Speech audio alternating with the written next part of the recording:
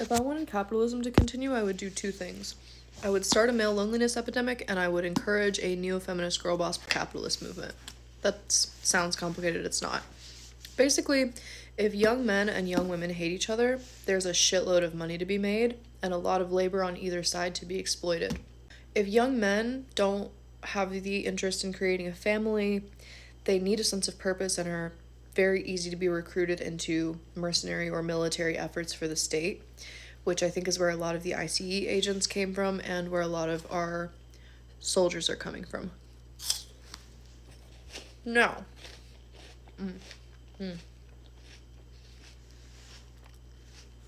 these Cosmic Crisps are fucking crazy. They're the best snack in the world. So, if I wanted young men to hate young women, I would give them a porn addiction.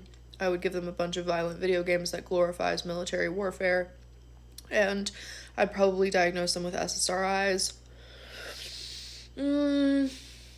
Oh, and I would encourage them to go down like a far-right red-pilled pipeline because that is inherent with a lot of patriotism and misogyny, which will really help to perpetuate this sense of nobody wants you except the United States government's military interests.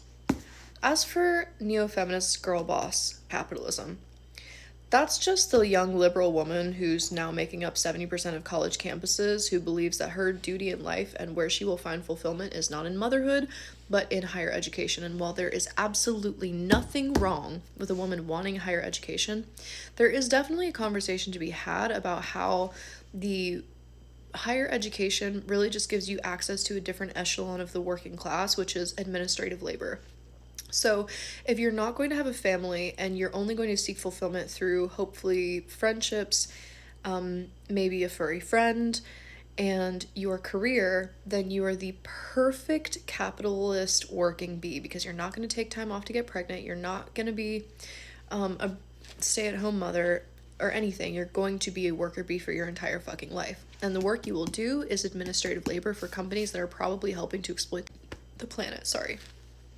So the way that they keep women in this hole is birth control, anti-men content, which is effectively becoming misandry, even though it started off as well-intentioned feminism, girl boss narratives, over-therapization, and cozy gaming, smut, like I said, idealistic content creation. So more and more women are not having children, they're just watching other women have children, which is so fucking weird.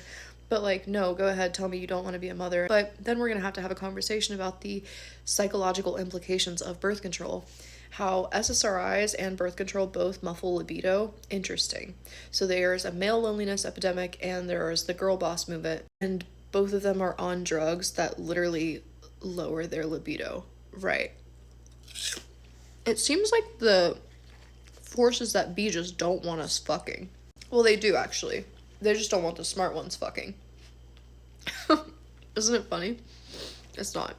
Anyway, so women who are now making enough money to be breadwinners for themselves are also being over-therapized with all of this language to figure out how they shouldn't stay connected to their family. It's best to cut them off. At least that was my experience in therapy.